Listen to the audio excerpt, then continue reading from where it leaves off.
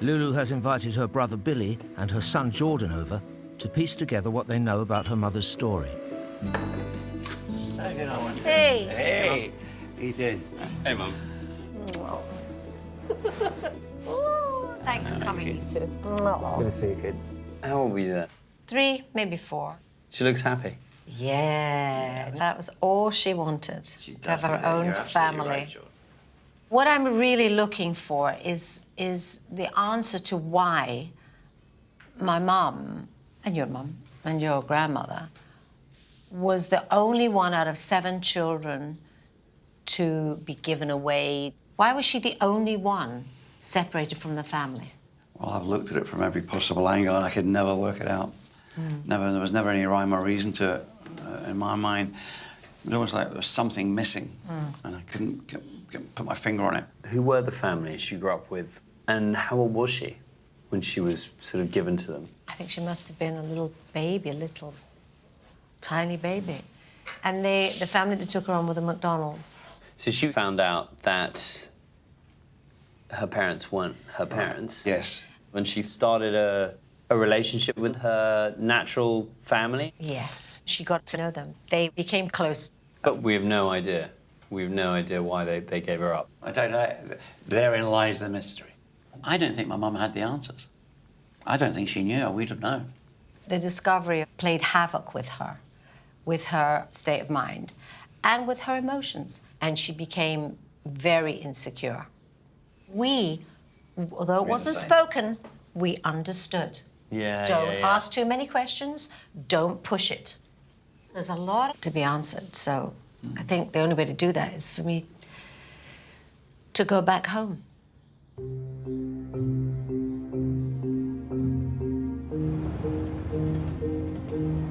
To try and find out why her mother was given up by her birth parents to be raised by the MacDonald family, Lulu is on her way to Glasgow. I always love going back to Glasgow because I think of it as being my home. I keep reverting to a thick Glaswegian accent. She started her research by ordering up copies of her mother's birth certificate and her grandmother's death certificate.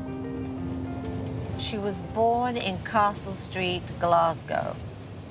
Elizabeth Kennedy Cairns, September the 25th, 1927.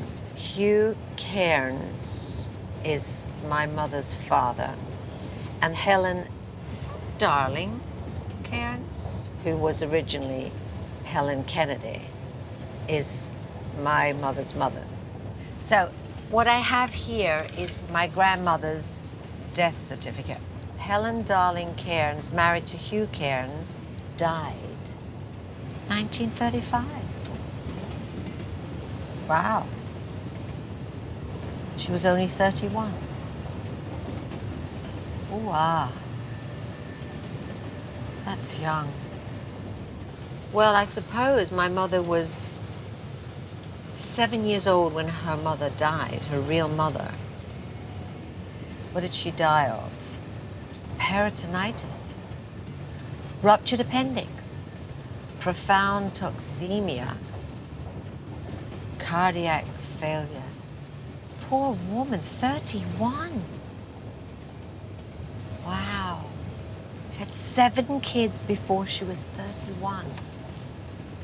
And then, obviously, a very painful death. No life at all. My mother was 13 or 14 when she found out that she was not a MacDonald. She was actually a Kennedy Cairns. She found out at school one day. Oh, crucial age. Sad that she never even got to meet her mother. I would absolutely love to see pictures. I would like to know what my grandparents look like. Do I look like them? Does my brother look like them? The thought of seeing that is exciting.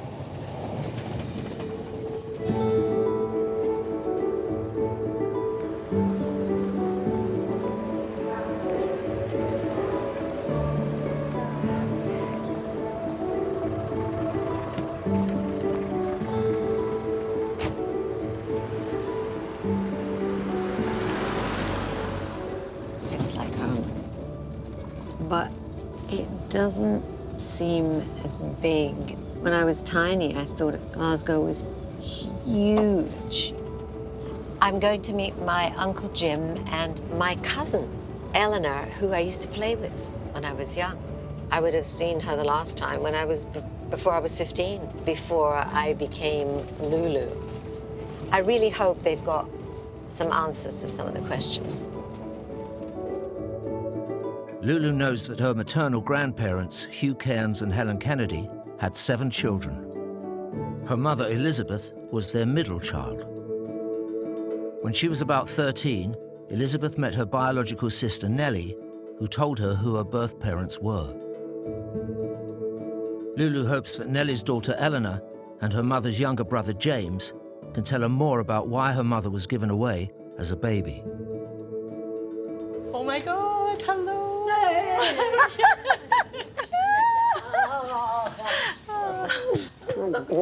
How are you, Ellen? Lovely to see you. I was told that my mother didn't know she was a Kennedy Cairns until your mother, Auntie Nellie, came to see her when she was at school and told her, "You're not a MacDonald. In fact, I'm your sister." Your mother ran away screaming. Screaming? Yeah, scared of her. Says, "You're not my sister." Yeah, well, it would be frightening, wouldn't it? It would, yeah. You know, I never met my grandfather or my grandmother. Can you tell me anything about who my grandparents were as people? This is your grandmother. Wow, that looks like my mum. That's my mum, really. It is very like your mum, isn't it? Oh, my Yeah. God. Your mother, Auntie Nellie. Did she ever tell you stories about her mum? And my mum said that she was a bit of a girl, that she liked to go out dancing and things like that, yeah. Even though she had all these children, she still liked to go out. But to be fair, she had 7 kids and she was 31, you know, she was only was a young. baby. Yeah, so she wanted to still enjoy her life. This is Auntie Betty and Uncle Davy's wedding. So that's Davy and Betty. Oh. And that's your mum and dad. And there's a wee girl called Lulu down there back at that. Look at the bow. I had the biggest bow of all the children. Mine, you could fly away on that bow that I have on my hair. And that's our grandfather. You are kidding me. I obviously met him, but I am not. I don't really have a memory of it. This is another one. Oh my goodness.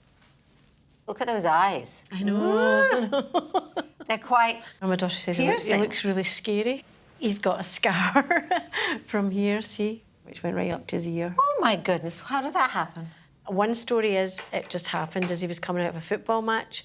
One story is it happened in a pub. It doesn't mean to say that he was a criminal or anything. In those days, lots of folk had scars, didn't And they? Glasgow. Do you know where my grandfather worked? He worked for the Calais, which was a railway, but not when the children were small. So, did Auntie Nellie tell you anything about our grandparents' relationship? Hugh was very Catholic. His family was very Catholic. Helen's were very, very Protestant in the Orange Order. In those days, for a Catholic and a Protestant to come together was almost impossible. Yep. Both families tried to split them up all the time. I think they loved each other. It was like they couldn't live with each other, but they couldn't live without each other. They were constantly splitting up and going Is back that the together story? and just having babies. What happened after grandmother Helen died? What happened to the kids? He stayed with his aunt. What happened to the rest of them? They were left to bring themselves up. They brought themselves up, their father, lived with their father. And... Yeah, he was only a young man. I think he drank a lot, he would leave them. So my mum was in charge and she would delegate, you steal the milk, you steal the bread, you steal the roll. So they would go out and steal it from people's doorsteps. Your mum always asked my mum, why was I the one that was given away? And my mum used to say, you were the lucky one. Really? That's what Nellie said? Yeah, you were the lucky one. She says, You got out? Yeah. We had nothing. You were looked after. It stayed with her that she felt she was given away because she wasn't important. No, But in fact, she was saved in a way. because it was hard with the father. Living with the father, you know, no mother. He wasn't working. The money wasn't coming in. So we were very fortunate. But your mum never saw that? Must have been hard for her. Why did they choose me out of 7